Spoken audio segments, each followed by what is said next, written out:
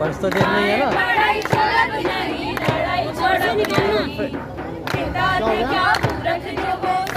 शिक्षा न लाए, अशिक्षा के सहारे वो शोषण को बढ़ाए, वो शोषण को बढ़ाए।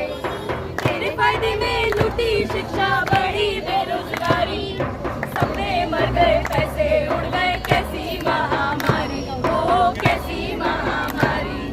स्कूल छोड़ अब नहीं, कॉलेज छोड़ अब नहीं, माए पढ़ाई छोड़ अब नहीं, लड़ाई छोड़ अब नहीं।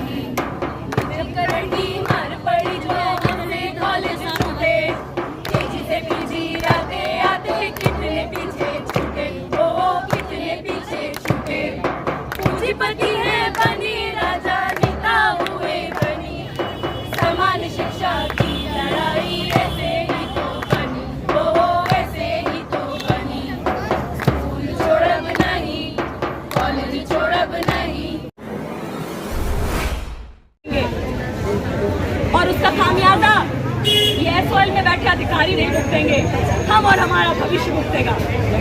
तो इसी बात पर सभा को और आगे बढ़ाते हुए मैं हमारे बीच से साथी सर्वेश को बुलाना चाहूंगी, जो हमारी अभी की जो इमीडिएट समस्याएं हैं और जो एसओएल की लॉन्ग टर्म प्रॉब्लम, उनको लेकर अपनी बात रखें। हाँ मेरी आवाज जहाँ तक पहुँच रही है, मैं सभी साथियों से निवेदन करूंगा कि और करीब आ जाए। लो आ गए।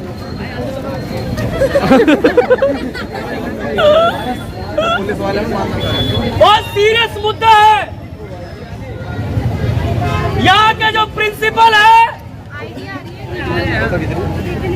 उमा शंकर पांडे और हमारे एसएल के अधिकारी, नहीं लगा सकते ना, उनका ये कहना है कि एसएल के जो बच्चे हैं सही बात है, वो मर्सिडीज से आते हैं और उनके पास 5,000 रुपए फेंकने के लिए है, इसलिए वो एसएल में पढ़ने आते हैं, क्योंकि वो यहाँ पढ़ने के मन से नहीं आते।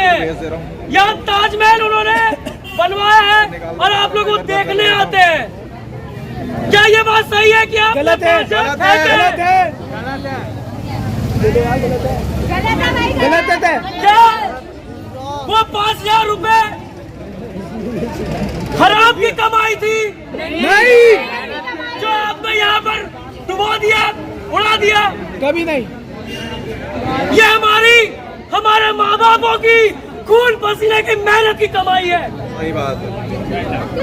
और पढ़ने के लिए दिया है। छोटे से बच्चे तो एक और जोर से आवाज करके बताइए। स्टूडेंट के पैसे स्टूडेंट पे खर्चे नहीं होते हैं, गुंडे पालने के लिए खर्चा करते हैं।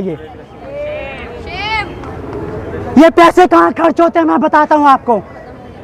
2019 में जब स्टूडेंट्स ने इन पे घटिया स्टडी मटेरियल देने का आरोप लगाया था, तो कुछ स्टूडेंट कोर्ट गए थे। उन्होंने कहा कि आपका स्टडी मटेरियल बहुत घटिया है। तो जो कोर्ट के जज थे उन्होंने इस बात को एडमिट किया कि एसओएल बहुत ही घटिया स्टडी मटेरियल देता है।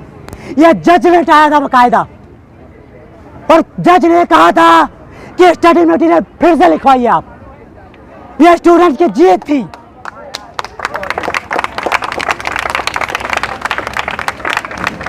तो उन्होंने छात्रों के लिए बोलने की जगह आप लोगों को मालूम है क्या किया?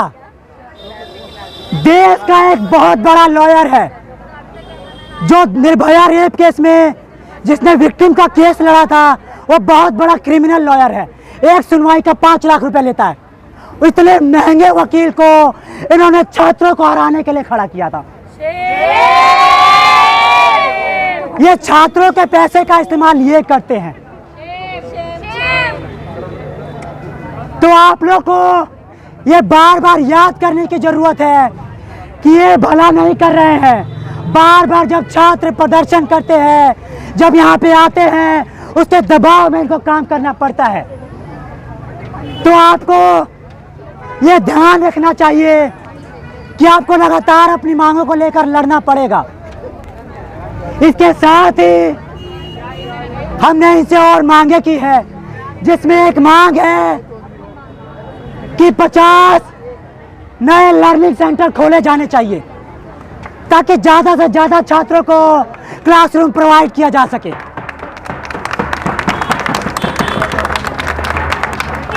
इनके लॉजिक देखिए, टोटल 3 सेंटर दिए हुए हैं, 3 सेंटर में टोटल 15 क्लासरूम खुलेंगे और 15 क्लासरूम में इनका मानना है कि 1.5 लाख बच्चे क्लास ले लेंगे। कैसे ले लेंगे भाई? एक क्लास में क्या आप लोग 50,000 बच्चे बिठाएंगे? टीचर भी नहीं आते और टीचर भी नहीं आते हैं।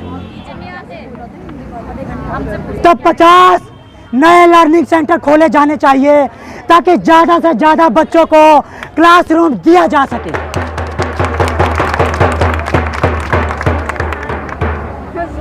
तो ये जब तक ये हमारी मांगे पूरी नहीं होती है और अगर हमारा रिजल्ट खराब आता है, क्योंकि रिजल्ट खराब होने की जो जिम्मेदारी है ये एसवाई प्रशासन पे ही होगी, क्योंकि इन्होंने ही हमें 5 दिन पहले हमारा स्टडी मटेरियल दिया है। तो अगर 5 दिन पहले स्टडी मटेरियल दिया है तो आइंस्टाइन के बच्चे थोड़ी हैं, और आइंस्टाइन भी होता तो वो भी माफी मांग लेता कि इतने इंटेलिजेंट नहीं है कि 1 साल का क्लास 5 दिन में कर लेंगे। तो आप लोग लगातार इस आंदोलन से जुड़े रहें, लगातार आते रहें, जो भी आपकी समस्याएं हैं, आपकी मांगे हैं, उनको लेकर खुद अपनी आवाज़ बुलंद करें और लड़ते रहें। इसके साथ ही मैं अपनी बात खत्म करूंगा। इनकलाब जिंदाबाद। जीतेंगे, लड़ेंगे, जीतेंगे।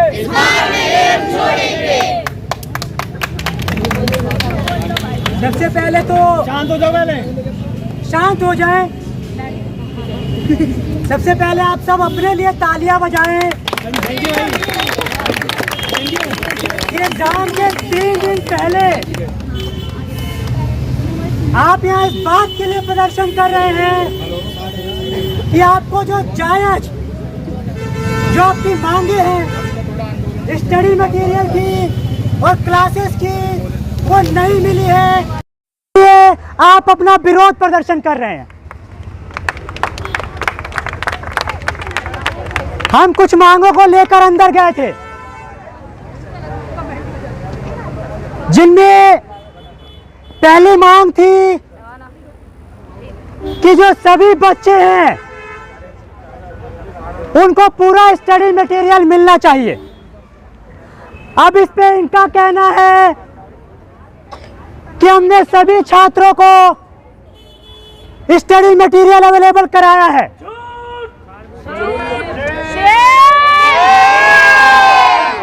मैंने उनसे यही कहा कि सर आप बड़े हैं, सीनियर हैं, हमारे अध्यापक हैं, हम मान लेते हैं आपकी बात। आप ये बात आकर के बाहर छात्रों को बता दीजिए। तो उन्होंने कहा कि मैं क्यों आऊं? तो फिर मैंने कहा कि फिर हम कैसे मान ले सबको मिल गया? तो मैंने बोला भी उनको, हमने उन्हें ये बात बोली भी कि सर या तो फिर आप ये मानिए कि हम लोग झूठ कह रहे हैं कि सभी बच्चों को स्टडी मटेरियल नहीं मिला, या तो आप सच कह रहे हैं। अगर आप सच कह रहे हैं तो बाकी छात्रों से भी पूछवा लीजिए, सच तो तभी मालूम चलेगा। तो मैं आपसे पूछना चाहूंगा कि क्या सबको स्टडी मटेरियल मिल गया है? क्या सबको पूरा स्टडी मटेरियल मिल गया है? जो गार्ड सुन रहे हैं यहाँ पे, अंदर जाके बता दें कि ये छात्र कह रहे हैं कि सबको स्टडी मटेरियल नहीं मिला है।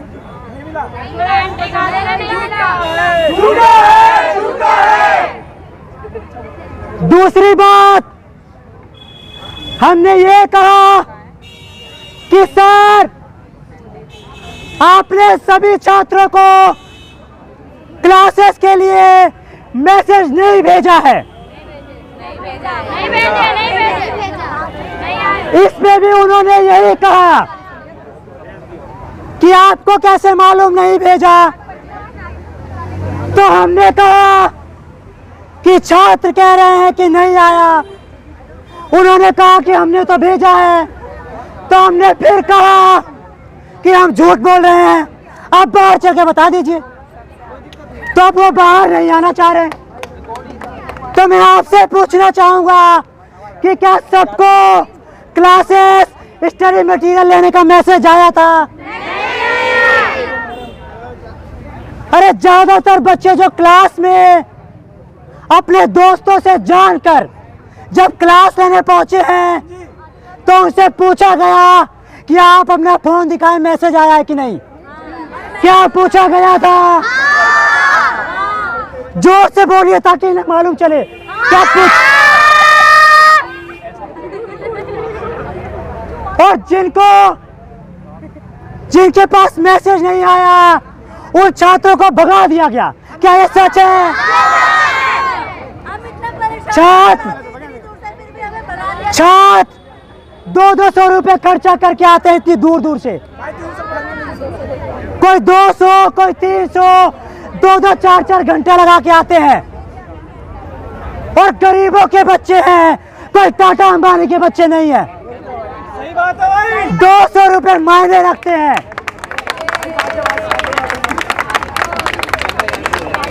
मैं बोल रहा हूं 200 रुपए मायने रखते हैं बच्चों के लिए। पर इस पे इन्होंने कहा ये बात कि हमने ऑनलाइन की सुविधा दी।